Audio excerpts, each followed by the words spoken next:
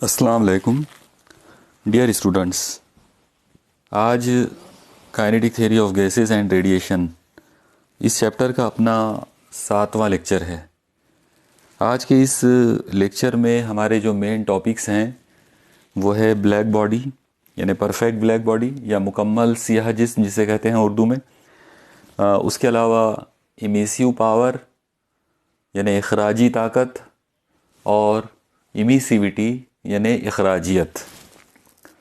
तो देखिए, सबसे पहले मुकम्मल सियाह जिस्म यानी परफेक्ट ब्लैक बॉडी का कंसेप्ट और उसका कंस्ट्रक्शन समझने से पहले हम लोग पिछले लेक्चर में जो हम लोगों ने कुछ बेसिक कंसेप्ट्स जो पढ़े थे, तो एक बार पहले हम उनको शॉर्ट में रिवाइज करते हैं ताकि ये टॉपिक को समझने में थोड़ी और आसानी हो जाए।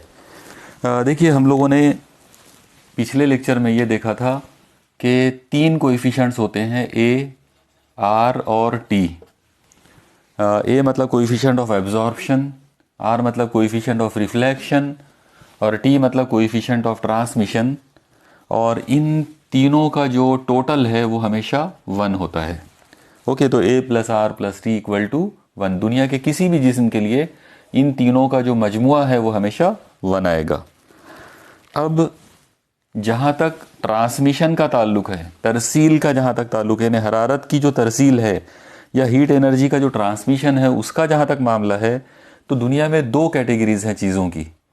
कुछ लोग होते हैं जिनके अंदर तरसील हो सकती है और कुछ लोग होते हैं जिनके अंदर तरसील नहीं होती। तो जिनमें तरसील होती है उन्हें हमने डायथरमैनस बॉडी कहा था। डायथरमैनस बॉडी मतलब ऐसी जिस्म, ऐसी चीज़ें जिनमें से हरारती तवानाई तरसील हो जाती है या ट्रांसमिट हो जाती है, उनको डायथरमैनस कहा था। और दूसरे थे एथरमैनस बॉडी। तो एथरमैनस बॉडी वो लोग थे जिनमें से तरसील नहीं हो सकती। अब आप लोग इमेजिन कीजिए कि अगर मान लो कोई जिस्म एथरमैनस है, इसका मतलब उसमें तरसील नहीं होगी, और अगर तरसील नहीं होगी तो उनके लिए तरसील का जो ज़रीब है मतलब कोएफिशिएंट ऑफ ट्रांसमिशन जो है तो उसकी वैल्यू 0 हो जाएगी।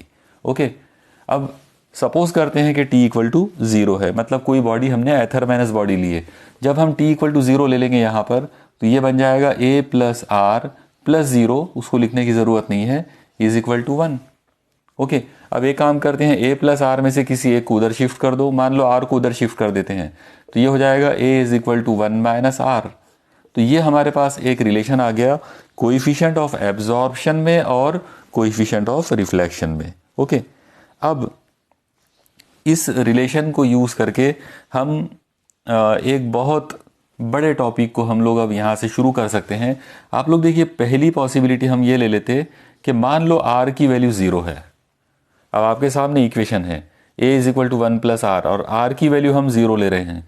अगर हम r की वैल्यू 0 ले लेंगे तो इसका मतलब ये होगा कि ये हो जाएगा a is equal to 1 minus 0, और 1 में से अगर आप 0 माइनस करेंगे तो आंसर 1 आएगा, मतलब a इज इक्वल टू 1 आ जाएगा। ओके, ये पहली पॉसिबिलिटी है। दूसरी पॉसिबिलिटी, मान लो कि r की वैल्यू 1 ले लेते हैं। अब आप यहाँ इमेजिन करो, 1 माइनस आर की वैल्यू 1 ले लिए तो 1 माइनस 1 इज 0, इसका मतलब a इक्वल टू 0 हो जाएगा। तो इस तरीके से 2 पॉसिबिलिटीज़ होती हैं एथरमैनस बॉडीज़ के लिए, यानी हर वो जिस्म जो गैर तरसीली होते हैं, जिनमें तरसील नहीं हो सकती, एथरमैनस बॉडी, उनमें 2 पॉसिबिलिटी होती है। या तो r की वैल्यू 0 आएगी, यानी अगर r की वैल्यू 0 आई तो उनके लिए a की वैल्यू 1 हो जाएगी, और अगर r की वैल्यू 1 है तो फिर a की वैल्यू 0 हो जाएगी। यहाँ पर r की वैल्यू 0 है, इसका मतलब यह है कि उन्होंने रिफ्लेक्ट नहीं किए, और a का मतलब 1 है, इसका मतलब उन्होंने सब कुछ एब्जॉर्ब किए। तो हम लोग इनके बारे में बोलेंगे गुड एब्जॉर्बर, मतलब ये बेहतरीन इंजेजाबी जिस्म है। ओके, ये गुड एब्जॉर्बर है, बेस्ट बल्कि आइडियल एब्जॉर्बर हैं। ओके, और जब हम लोग इनकी बात करते हैं r इज इक्वल टू 1 और a इक्वल टू 0, इसका मतलब ये हुआ कि उन्होंने जस्ट कुछ नहीं किए, पूरा का पूरा रिफ्लेक्ट कर दिए। तो ऐसे लोगों को हम बोलेंगे गुड रिफ्लेक्टर।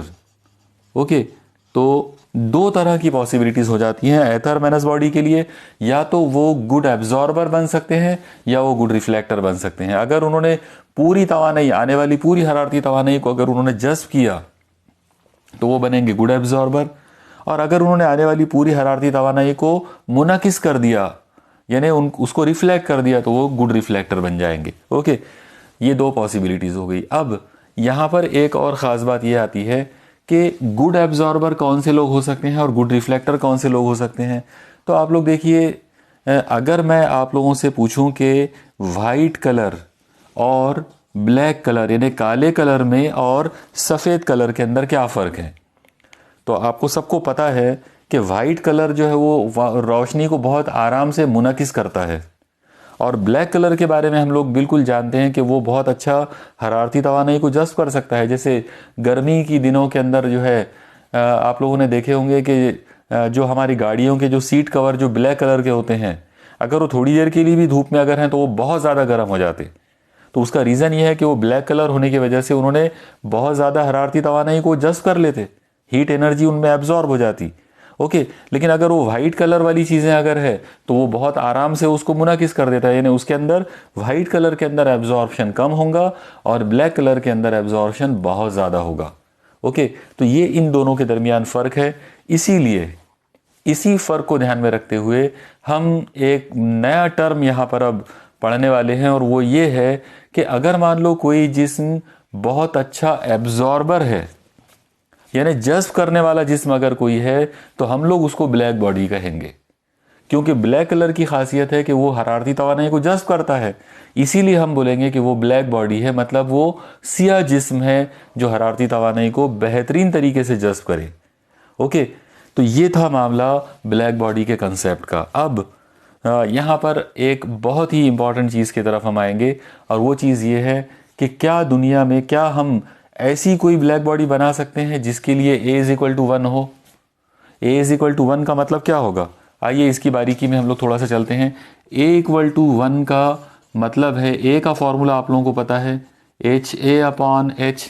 HA का मतलब है हरारती तवानाई जज्ब होने वाली, और H का मतलब है इंसिडेंट हरारती तवानाई, और =1 है। इसका मतलब ये हुआ कि HA/H=1। अगर ये H को मैं इधर भेज देता हूँ तो ये आ जाएगा HA=H। तो क्या चीज़ नज़र आई, अगर A=1 है इसका मतलब HA=H है, मतलब जज्ब होने वाली हरारत आने वाली पूरी हरारत है। तो ये तो एक ऐसा जिस्म बन जाएगा जो आने वाली हरारत को 100% पूरा का पूरा जज्ब कर लेगा। ओके, तो क्या ऐसा जिस्म पॉसिबल है, तो डेफिनेटली पॉसिबल है। ऐसा जो जिस्म रहेगा उसे हम कहेंगे परफेक्ट ब्लैक बॉडी। ओके, उसका नाम रहेगा परफेक्ट ब्लैक बॉडी या आइडियल ब्लैक बॉडी। यहाँ पर आप याद रखिए कि परफेक्ट या आइडियल ब्लैक बॉडी कुदरती तौर पर भले ही दुनिया में नहीं पाए जाते, ओके, लेकिन हम आर्टिफिशियली यानी मसनवी तरीके से हम लोग परफेक्ट ब्लैक बॉडी जो है वो बना सकते हैं। ओके, पहले हम लोग परफेक्ट ब्लैक बॉडी पर आने से पहले हम लोग ये देखते हैं कि गुड ब्लैक बॉडीज़ क्या क्या हैं दुनिया के अंदर। तो देखिए, बहुत ही सिंपल सी बात है कि आप लोगों ने देखा होगा कि हमारे यहाँ पे जो हम लोग चिराग इस्तेमाल करते हैं, लैंप, तो चिराग जब जलता है तो उसमें से जो धुआं निकलता उसे हम कहते हैं लैंप ब्लैक, चिराग की कालक। ओके, इसे हम काजल भी कह सकते हैं। जनरली काजल बनाने का तरीका भी यही होता है, ठीक है। बिल्कुल उसी तरीके से अगर आपने एक प्लेटिनम का जो वायर होता है अगर वो लिया और उसे जलाए तो जो चीज़ जो धुआं उसमें से निकलेगा उसे हम कहते हैं प्लेटिनम ब्लैक। यहाँ पर आप याद रखिए कि ये दुनिया के यानी ये जो धुआं या ये जो कालक इसमें से निकल रही है जलाने पर, यानी चिराग में से निकलने वाली कालक या प्लेटिनम को जलाने पर निकलने वाली जो कालक है, अगर आप उस कालक को, उस धुएं को अगर आप जमा करते हैं, वो जो ब्लैक कलर में जो चीज़ आपको मिलेगी जिसे आमतौर पर हम काजल बोल देते हैं, अगर हम उसमें एब्जॉर्प्टिविटी की अगर हम बात करें तो हमको पता चलेगा कि उसका जो एब्जॉर्प्शन होता है वो होता है 0.97 तक, मतलब 97% तक वो लोग जज्ब कर सकते हैं। ओके, इसका मतलब ये हुआ कि वो लोग 100% जज्ब नहीं कर सकते, 100% से बिल्कुल करीब करीब 97% तक वो लोग जज्ब कर सकते हैं, मतलब 3% हरारती तवानाई वो लोग भी मुनाकिस कर देते हैं। ओके, तो ये जो जिस्म है दुनिया के अंदर, मतलब लैम्प ब्लैक और प्लेटिनम ब्लैक, ये ब्लैक बॉडीज़ हैं, लेकिन इनको हम परफेक्ट ब्लैक बॉडीज़ नहीं कहेंगे, लेकिन ये कुदरती है। तो कुदरती तौर पर पाए जाने वाले यानी नेचुरली ऑकरिंग ब्लैक बॉडीज़ जो हैं वो ये दो है। इनको हम ब्लैक बॉडीज़ यानी बहुत बेहतरीन टाइप के ब्लैक बॉडीज़ के बारे में हम लोग इनको कह सकते हैं। ओके, अब हमको देखना है कि परफेक्ट ब्लैक बॉडी क्या होगी। तो देखिए, जैसा मैंने अभी आपको कंसेप्ट बताया, परफेक्ट ब्लैक बॉडी मतलब मुकम्मल सियाह जिस्म। परफेक्ट ब्लैक बॉडी एक ऐसे जिस्म को कहेंगे जो आने वाली हरारती तवानाई को मुकम्मल तौर पर जज़्ब करता है। The body which can absorb 100% of heat incident energy. Okay, यानी जो हीट एनर्जी जो इंसिडेंट हो रही है उसको 100% एब्जॉर्ब करना, पूरा का पूरा जज़्ब करने वाला जो जिस्म रहेगा उसे हम कहेंगे परफेक्ट ब्लैक बॉडी। उर्दू में हम उसे कहेंगे मुकम्मल सियाह जिस्म। ओके, अब यहाँ पर आप याद रखिए कि एक साइंटिस्ट हैं जिनका नाम है फेरी। तो फेरी नाम के एक साइंटिस्ट ने सबसे पहले परफेक्ट ब्लैक बॉडी तैयार किए थे मसनवी तरीके से। अब उन्होंने जो ब्लैक बॉडी तैयार किए थे तो उसका डिज़ाइन हम लोग देखते हैं कि वो कैसा उन्होंने बनाया था। आप देखिए, उन्होंने एक हॉलो स्फीयर लिया, ये इस तरीके से। हॉलो स्फीयर मतलब एक खोखला ऐसा कुर्रा लिए। ओके, अब ये जो कुर्रा है तो इसको उन्होंने और एक दूसरे बड़े खोखले कुर्रे के अंदर रखा। मतलब यहाँ पर एक हमको स्फीयर और लेना है। तो आप लोग ध्यान में रखिए कि ये दो अलग अलग स्फीयर हैं और ये आपस में अलग अलग जगहों पर ऐसे कनेक्टेड होंगे ताकि वो मतलब बीच वाला जो कुर्रा है वो इधर उधर हिले झूले ना, इसके लिए उसको बीच में फिक्स करके रखेंगे। ओके, एक दो जगहों पर मतलब उसको स्क्रूज वगैरह के ज़रिए जोड़ के रखेंगे। इन दोनों के बीच में ये जो जगह है यहाँ पर हम मुकम्मल तौर पर खला रखते हैं और किसी एक जगह पर, मान लो कि इस जगह पर एक ऐसा ओपनिंग रहेगा, बारीक सा एक ऐसा सुराख रहेगा दोनों में, मतलब दोनों कुर्रों के अंदर सुराख रहेगा। इस सुराख के ज़रिए हम अंदर यानी इस बॉडी के अंदर जो है वो हम जा सकते हैं। ओके, किसी चीज़ को हम इसके अंदर डाल सकते हैं यहाँ पर।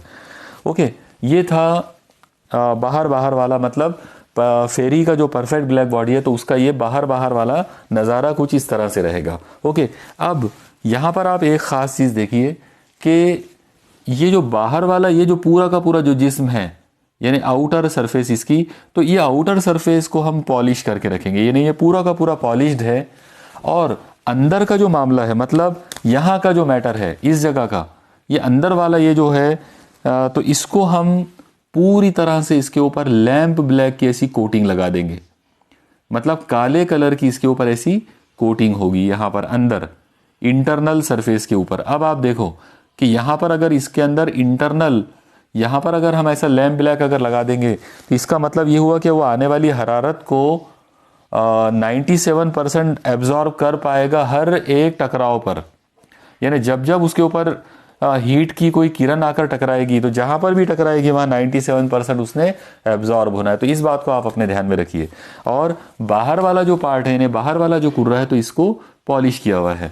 ठीक है, अब इसमें हम एक और काम करेंगे और वो काम ये है कि जिस जगह पर ओपनिंग है, मतलब ये इस ओपनिंग को अपर्चर भी कहा जाता। आप याद रखो, अपर्चर का सीधा साधा मतलब होता है सुराख। ओके, तो ये सुराख है। जिस जगह पर ये सुराख है बिल्कुल उसके अपोजिट में यहाँ पर हम लोग एक ऐसा एक कोनिकल प्रोजेक्शन बना देंगे। अब आप देखो कि मैंने यहाँ पर एक कोनिकल प्रोजेक्शन ये इस तरीके से बना दिया। ठीक है, आप इसको ध्यान में, और ये पूरा का पूरा लैंप ब्लैक से इसको जो है कोटिंग किया हुआ है। चलो ठीक है, इतना मुझे यकीन है कि आपको इतना समझ में आ गया होगा। ठीक है, अब हम एक काम करेंगे इसके अंदर कि मान लो इस सुराख में से यहाँ से हरारती तवानाई जो है H वो इसके ऊपर डाले। तो क्योंकि सुराख के बिल्कुल अपोजिट यहाँ पर ये कोनिकल अपर्चर है, तो ये हरारत जो है, हरारती तवानाई जो है वो इस जगह पर आएगी ऐसे, यानी यहाँ से वो ऐसी इसके ऊपर आएगी ऐसे, और यहाँ आकर वो टकरा जाएगी। अगर ये हरारत यहाँ के टकराती है तो इस जगह पर वो 97% एब्जॉर्ब हो जाएगी। ओके, इसको आप ऐसे समझ लो कि मान लो आपने यहाँ से 100 जूल एनर्जी अगर डाल दिए तो उसमें से 97 जूल यहाँ पर इस जगह पर एब्जॉर्ब होने वाली है, इस जगह पर 97 जूल, 97%। अब 3 जूल बाकी बचा तो डेफिनेटली वो टकरा कर यहाँ से इधर चले जाएगा। आप देखो टकरा कर वो वापस नहीं जा सकता क्योंकि ये सरफेस ऐसी तिरछी है। ओके, कोनिकल प्रोजेक्शन बना हुआ है। आप याद रखो ये जो चीज़ है इसे हम कहते हैं कोनिकल प्रोजेक्शन।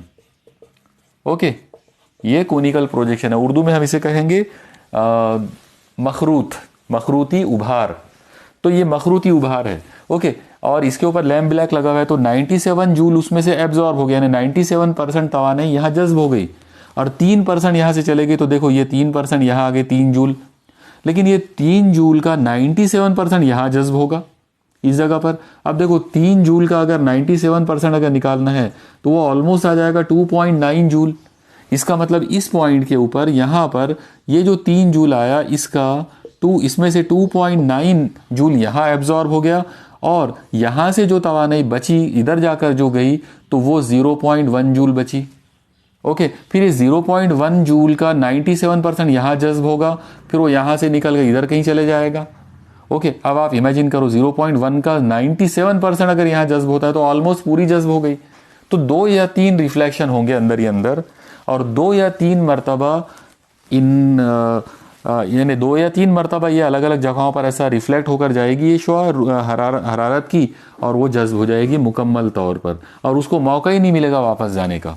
इसका मतलब ये हुआ कि जो तवानाई आपने अंदर डाले वो तवानाई 3 या 4 मरतबा अंदर ही अंदर रिफ्लेक्ट होंगी, और उसके बाद मुकम्मल तौर पर जज्ब हो जाएगी।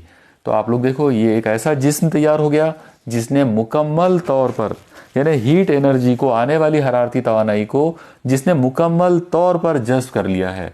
इसीलिए हम इसे कहेंगे परफेक्ट ब्लैक बॉडी या मुकम्मल सियाह जिस्म। ओके, यहाँ पर मैं एक छोटा सा, एक बारीक सा एक पॉइंट आपको क्लियर करना चाहूँगा। आप याद रखो कि इस जिस्म के अंदर यहाँ पर ये जो छोटा सा जो सुराख है, बारीक सा जो सुराख है, सिर्फ ये सुराख का जो रगबा है वो रगबा ब्लैक बॉडी का रगबा होता है। यानी यहाँ पर आप ये मत समझना कि ये पूरी की पूरी बॉडी का जो आउटर सरफेस का जो रगबा है तो ये ब्लैक बॉडी है। एक्चुअली पूरा का पूरा, वैसे देखा जाए तो ये पूरा का पूरा ब्लैक बॉडी है, लेकिन इसमें से परफेक्ट ब्लैक बॉडी के तौर पर काम करने वाली जो सरफेस है या उसका जो एरिया है वो सिर्फ ये अपर्चर है, छोटा सा जो ये जो छोटा सा यहाँ पर जो सुराख है, तो ये सुराख का जो रगबा है, सिर्फ ये सुराख का रगबा जो है ये ब्लैक बॉडी का रगबा माना जाएगा, क्योंकि यही वो जिस्म है जिसके ऊपर हरारत डालने पर 100% इंजेज़ाब यानी 100% एब्जॉर्प्शन जो हमको नजर आता है, तो वो सिर्फ यही वाला पॉइंट है। सिर्फ सुराख एक ऐसी जगह है जिसके ऊपर आप हरारत डाल रहे हो और वो पूरा जज्ब हो रहा है। आप इमेजिन करो अगर आपने हरारती तवानाई यहाँ डाले तो वो 100% जज्ब नहीं होगी वो, क्योंकि ये पॉलिश्ड सरफेस है, तो यहाँ से टकरा कर वो बाहर चली जाएगी, उसका कुछ हिस्सा एब्जॉर्ब होगा, बाकी निकल जाएगा। ओके, इसका मतलब ये हुआ कि मुकम्मल सियाह जिस्म, इस पूरी बॉडी के अंदर अगर कोई मुकम्मल सियाह जिस्म के तौर पे काम करने वाला अगर कोई जिस्म है तो वो ये वाला सुराख है। ओके, मुझे उम्मीद है कि आपको फेरी का ये जो परफेक्ट ब्लैक बॉडी का जो कंसेप्ट है ये यहाँ पर समझ में आ गया होगा। ओके, तो आप देखिए, अगर आपसे ये पूछा जाए कि ब्लैक बॉडी का रगबा क्या होता है, यानी मुकम्मल सियाह जिस्म का, ये जो फेरी का ये जो जिस्म है मुकम्मल सियाह जिस्म, तो इसका रगबा जो है, कौन सा रगबा है जो मुकम्मल सियाह जिस्म के तौर पर अमल करेगा, तो उसका जवाब रहेगा सुराख का रगबा यानी एरिया ऑफ अपर्चर। ओके, तो ये था परफेक्ट ब्लैक बॉडी जो कि आर्टिफिशियल तरीके से फेरी नाम के जो साइंटिस्ट हैं उन्होंने इसको तैयार किए थे। ओके, अब हम देखते हैं कि इसी तरीके से, मतलब जिस तरीके से ये फेरी का जो ब्लैक बॉडी है, सेम ऐसा ही एक ब्लैक बॉडी वीन नाम के एक साइंटिस्ट ने भी तैयार किए थे। ओके, लेकिन उनका जो डिज़ाइन है वो स्फेरिकल नहीं था बल्कि वो सिलेंड्रिकल था, यानी इस्तवाना नुमा था। देखिए, उसको हम शॉर्ट में इस तरह से देख सकते हैं कि जो वीन नाम का जो साइंटिस्ट है तो उन्होंने इस तरह का एक इस्तवाना लिए। अब ये जो इस्तवाना है तो जाहिर है इस इस्तवाने के अंदर हम लोग एक और इस्तवाना इमेजिन कर लेते हैं, यहाँ पे छोटा इस्तवाना अंदर, और ये दोनों आपस में कनेक्टेड है और बाहर से तो ये पूरे पैक हैं। ओके, इसमें किसी एक जगह पर हम एक सुराख करेंगे, लेकिन इसमें जो सुराख रहेगा तो वो सुराख एक्चुअली सिलिट जैसा रहेगा, मतलब एक बारीक ऐसी लंबी सी लाइन। ओके, तो मान लो कि यहाँ पर इस जगह पर एक सिलिट है ऐसी, तो ये सिलिट जो है ये हरारती तवानाई को अंदर ले जाने का काम करेगी और फिर वो अंदर ही अंदर वो रिफ्लेक्ट होती रहेगी और वो हरारत बाहर नहीं आएगी। ओके, तो इस तरह का कोई डिज़ाइन जो है वो वीन ने तैयार किए थे। वीन का जो परफेक्ट ब्लैक बॉडी जो है तो वो क्यों क्योंकि उसमें जो स्लिट जो इस्तेमाल करते हैं, शगाफ जो होता है परफेक्ट ब्लैक बॉडी यानी हीट एनर्जी को अंदर डालने के लिए, वो बड़ा होता है, इसलिए ज़्यादा यूज़फुल होता है आमतौर पर। ओके, तो ये था परफेक्ट ब्लैक बॉडी का कंस्ट्रक्शन, मतलब आर्टिफिशियल जो ब्लैक बॉडी होती है उसका कंस्ट्रक्शन। ओके, अब हम एक और पॉइंट, एक और ख़ासियत के तरफ हम चलते हैं, और वो ख़ासियत जो है उसका नाम है emissive power. Emissive power, Urdu में हम इसे कहेंगे इखराजी ताकत। देखिए इसका मीनिंग क्या होता है।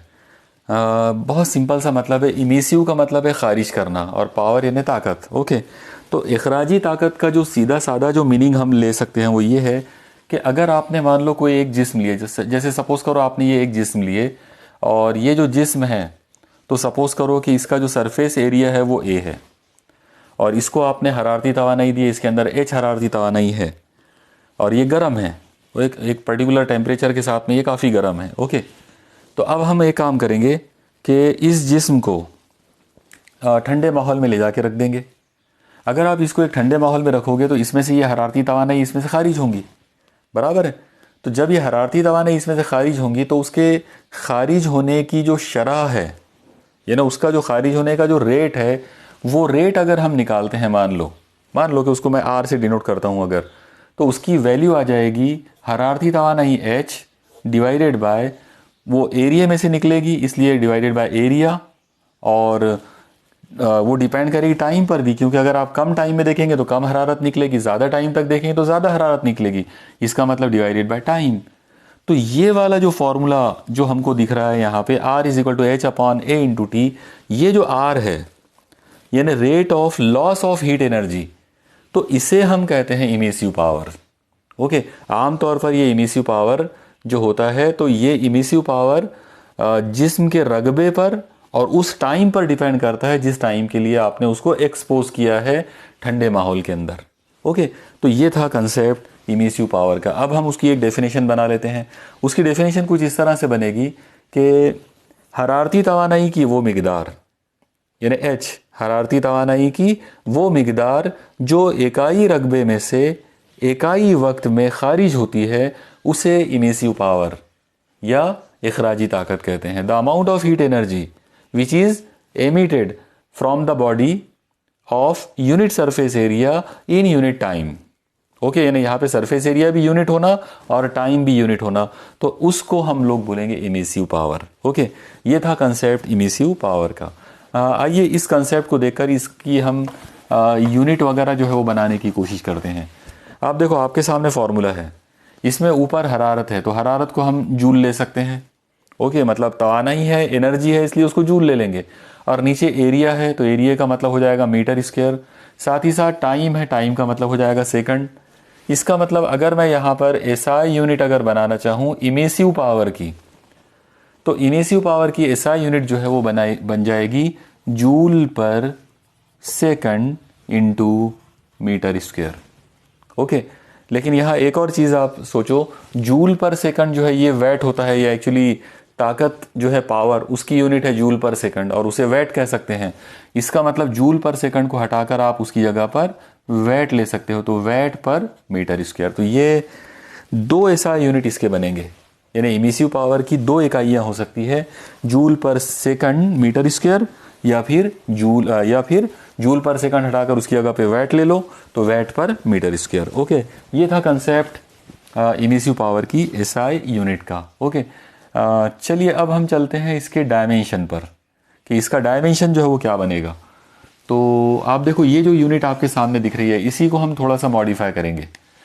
इसमें ऊपर जूल है, आप याद रखो जूल का मतलब है तवानाई, एनर्जी, और एनर्जी का मतलब होता है वर्क, और वर्क का मतलब होता है फोर्स इनटू डिस्प्लेसमेंट। इसका मतलब ये जो जूल है इसको हम फोर्स इनटू डिस्प्लेसमेंट में कन्वर्ट करके इसको हम लिख सकते हैं न्यूटन इनटू मीटर। ओके, और डिवाइडेड बाय मतलब ये जूल की जगह पर आ गया न्यूटन मीटर, अपॉन में नीचे है सेकंड और उसके अलावा है मीटर स्क्वायर। ओके, और अब आप देखो, ये मीटर से ये मीटर का स्क्वायर कट गया। अब जो बचे हुए लोग हैं तो उनको डायमेंशन बना लो। तो बचे हुए लोगों के अंदर जो लोग हैं पहले उनको लिख लेते हैं। आप देखो ऊपर से यहाँ पर है न्यूटन और नीचे से है सेकंड और मीटर। बस इन लोगों की अब डायमेंशन बनाना है। ऊपर जो न्यूटन है उसका मतलब है फोर्स यानी कुवत, और कुवत का डायमेंशन होता है L1 M1 T-2 divided by नीचे है एस यानी सेकंड, सेकंड यानी टाइम, इसका मतलब टाइम एक बार है इसमें, मल्टीप्लाइड बाय बाजू में मीटर है और मीटर का मतलब है लेंथ यानी लंबाई, तो L1 आ जाएगा। ओके, मुझे उम्मीद है आपको ये सब कंसेप्ट ध्यान में आ रहे होंगे पूरा। ओके, बस अब आप इस पर से इसको, ये जो इमिसिव पावर जो है, रेट ऑफ एमिशन जो है, इसका डायमेंशन आप इजीली बना सकते हैं। आप देखो ये L1 और ये L1 है, तो ये वाला L1 ऊपर आकर माइनस हो जाएगा, मतलब ये कट जाएगा, तो ये हो जाएगा L0। ओके, इसके बाद M, तो M1 है और कोई दूसरा M है नहीं, इसलिए M1, और ये T1 को ऊपर लाओगे तो ये -1 हो जाएगा, तो T-2 और -1, इसका मतलब ये हो जाएगा T-3। तो ये डायमेंशन होगा इमिसिव पावर का। तो अगर किसी जिस्म, कोई भी जिस्म अगर आप लेते हो, कोई भी बॉडी अगर आप लेंगे, तो उसका जो इमिसिव पावर है, उसकी जो इखराजी ताकत है, उसकी SI यूनिट होगी joule per second metre square, और उसका डायमेंशन होगा L0 M1 और T-3। ओके, तो ये कंसेप्ट हो गया इमिसिव पावर का। अब यहाँ पर हम एक और पॉइंट हम लोग यहाँ पे देखेंगे। आप देखो कि हमने अभी बात किए थे कि दुनिया में दो तरह के जिस्मों के बारे में हम बोल सकते हैं। एक को हम कहेंगे परफेक्ट ब्लैक बॉडी, ओके, और दूसरे को हम कहेंगे जनरल बॉडी। जनरल बॉडी या पॉलिश्ड बॉडी बोल सकते हो आप उसको। परफेक्ट ब्लैक बॉडी का मतलब रहेगा वो लोग जिनके लिए ए की वैल्यू 1 होगी, मतलब कोएफिशिएंट ऑफ एब्जॉर्प्शन 1 होगा, मतलब आने वाली हरारती तवानाई को वो पूरा का पूरा जज्ब करेंगे। ओके, और जब हम जनरल बॉडीज़ की बात करेंगे, मतलब आम जिस्मों की अगर बात करेंगे, तो ए जो है वो 1 नहीं होगा, बल्कि ए की जो वैल्यू है वो 0 लेस देन ए लेस देन 1 होगी, मतलब 0 से बड़ा होगा एब्जॉर्प्शन उनमें, लेकिन 1 से कम होगा, मतलब वो आने वाली हरारत को पूरा पूरा जज्ब नहीं करेंगे। बराबर है, पूरा पूरा वो जज्ब नहीं करेंगे। यहाँ आप एक ख़ास बात याद रखो कि जब आप इन जिस्मों को, मतलब चाहे परफेक्ट ब्लैक बॉडी हो चाहे जनरल बॉडी हो, जब आप इनको ठंडे माहौल में रखते हैं, तो ठंडे माहौल में रखने के बाद इनमें से हरारती तवानाई खारिज होना शुरू हो जाती। इनमें जब हरारती तवानाई खारिज होती है, मतलब परफेक्ट ब्लैक बॉडी के अंदर, तो इनका जो इमिसिव पावर होता है, जो इखराजी ताकत होती है, उसे हम R⁻B कह सकते हैं। ओके, अगर हम इमिसिव पावर को रेट के तौर पे अगर लें तो हम उसको R से डिनोट कर सकते हैं, तो वो हो जाएगा R⁻B, B for black body. Okay, और उसी तरीके से जब जनरल बॉडी की बात आएगी तो उसमें भी इमिसिव पावर होगा, उसका जो इमिसिव पावर है वो हम R ले सकते हैं। तो यहाँ पर आप एक चीज़ ध्यान में रखो कि R का मतलब है emissive power of general body, और R⁻V का मतलब है emissive power of perfect black body.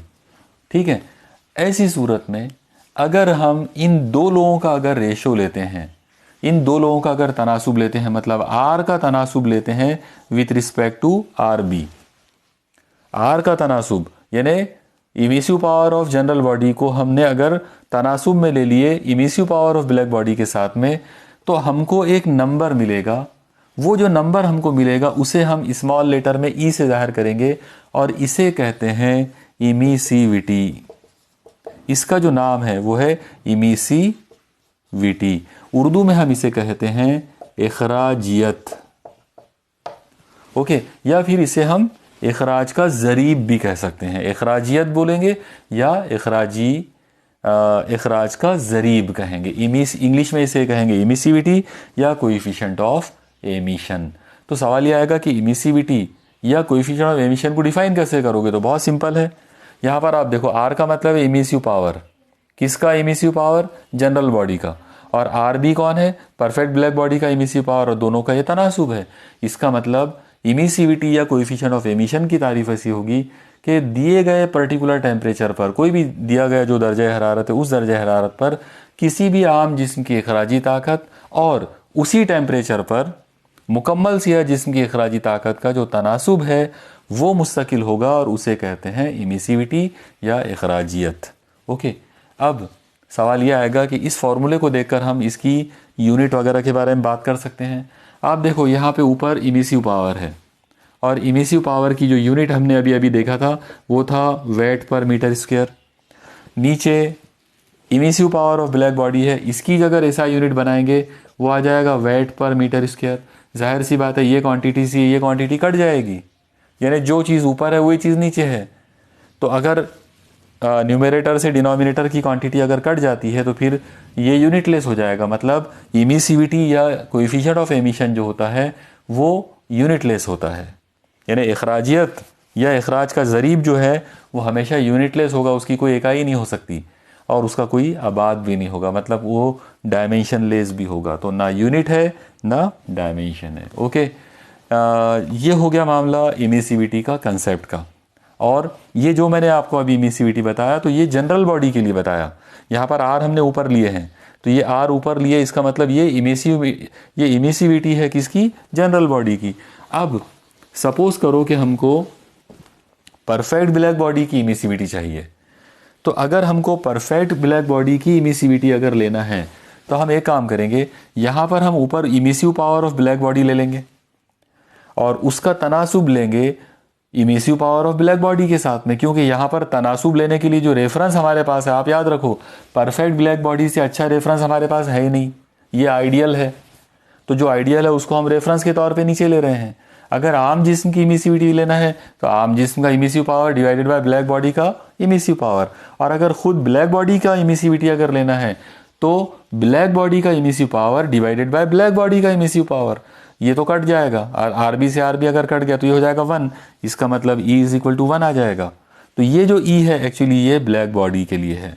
Okay, तो यहाँ पर अब आप एक चीज़ देखो, एक बहुत ही ख़ास बात हमको नज़र आ रही है, और वो ख़ास बात ये है कि परफेक्ट ब्लैक बॉडी की अगर हम बात करें तो उसके लिए इमिसिविटी की वैल्यू 1 होती है, और अगर हम जनरल बॉडी की बात करेंगे तो जाहिर सी बात है लेस देन 1 आएगी, मतलब उसके लिए ये वैल्यू आ जाएगी 0 less than emissivity less than 1।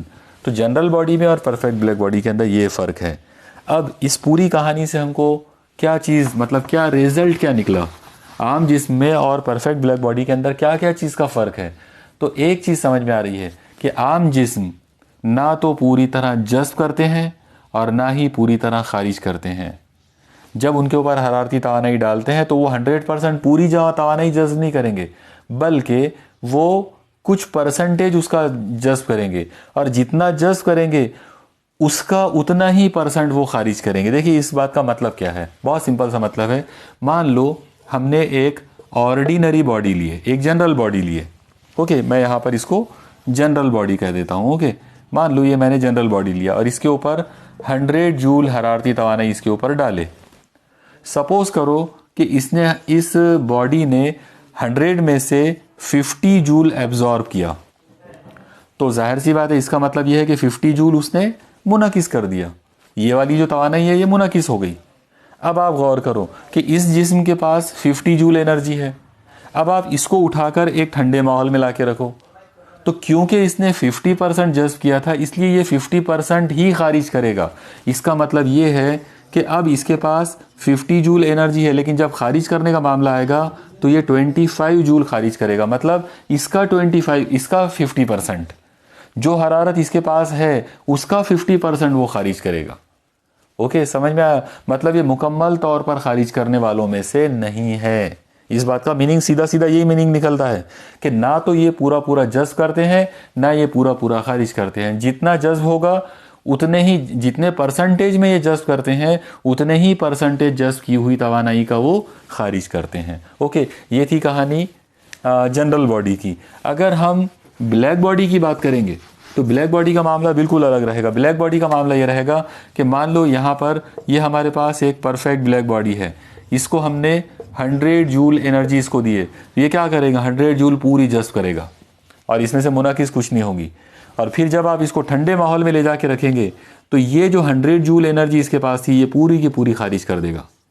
यानी 100% इंजेजाब और 100% इखराज, पूरा का पूरा 100% एब्जॉर्प्शन होगा, पूरा का पूरी तवानाई एब्जॉर्ब करेगा, पूरी की पूरी तवानाई जो एब्जॉर्ब किया था वो पूरी की पूरी खारिज करेगा अगर आप उसको ठंडे वातावरण में ला कर रखते हैं तो ये फ़र्क है परफेक्ट ब्लैक बॉडी में और जनरल बॉडी में या ऑर्डिनरी बॉडी के अंदर। ओके, तो यहाँ पर हमारा ये एक बहुत ही जो इम्पॉर्टेंट जो टॉपिक है तो वो यहाँ पर एंड हो गया। यहाँ पर आप याद रखो कि इंजेज़ाब का और इखराज के जो मामले हैं तो इनको लेकर यानी जिस्म जो है वो हरारती तवानाई कैसे जज़्ब करते हैं और कौन सी मिकदार में वो खारिज करते हैं, तो इसके लिए एक साइंटिस्ट हैं जिनका नाम है प्रियोस्ट। तो उन्होंने एक बहुत सिंपल सा एक नज़रिया बताया था जिसे प्रियोस्ट थ्योरी ऑफ हीट एक्सचेंज कहा जाता, मतलब हरारती तवानाई के अदला बदली यानी उसके तबादले का नज़रिया। तो प्रियोस जो था तो उसका ये कहना था कि अगर मान लो आपने कोई एक जिस्म लिए, चाहे वो ब्लैक बॉडी हो चाहे वो आम जिस्म हो, उसको आपने हरारती तवानाई दिए तो उसने तवानाई जज़्ब किया H। जब आप उसको ठंडे माहौल में रखेंगे तो इसमें से हरारती तवानाई खारिज होंगी। लेकिन प्रियोस का ये कहना था कि हरारती तवानाई वो सिर्फ खारिज नहीं करेगा बल्कि साइमल्टेनियसली वो हरारती तवानाई को जज़्ब भी करेगा, यानी उसके अंदर हरारती तवानाई जज़्ब भी होती जाएगी और उसमें से हरारती तवानाई निकलती भी जाएगी। अब ये सवाल आता है कि ये कौन सी तवानाई की, यानी कि तवानाई जज़्ब होने वाली तवानाई ज़्यादा होगी क्या खारिज होने वाली तवानाई ज़्यादा होगी, ये डिपेंड करेगा टेम्परेचर्स पर। सपोज़ करो कि इस बॉडी का जो टेम्परेचर है वो T है और माहौल का जो टेम्परेचर है वो T0 है। तो यहाँ पर हम 3 अलग अलग केस बना सकते हैं। पहला केस, मान लो T इक्वल टू T0 है, यानी जिस्म का टेम्परेचर और उसके वातावरण का टेम्परेचर, उसके सराउंडिंग यानी माहौल का टेम्परेचर अगर दोनों सेम है तो जितनी तवानाई वो जज़्ब करेगा उतनी ही तवानाई वो खारिज करेगा। और जाहिर सी बात है अगर ऐसा रहता है तो उस बॉडी का जो टेम्परेचर है वो कांस्टेंट रहेगा। ओके, इसे आप थर्मल इक्विलिब्रियम कह सकते हैं, मतलब यहाँ पर वो हरारती तवाजुन में रहेगा वो जिस्म, क्योंकि उसका टेम्परेचर और उसके माहौल का टेम्परेचर सेम है, इसलिए जिस मिकदार में वो तवानाई जज़्ब करता रहेगा उतनी ही मिकदार में वो तवानाई खारिज करता रहेगा साइमल्टेनियसली उसी वक्त, यानी साथ साथ में दोनों काम साथ में चलेंगे। तो ये मामला हो गया पहला केस। दूसरा केस हम ये इमेजिन कर लेते हैं, मान लो T ग्रेटर देन T0 है, मतलब इस बॉडी का टेम्परेचर ज़्यादा है और माहौल का टेम्परेचर कम है।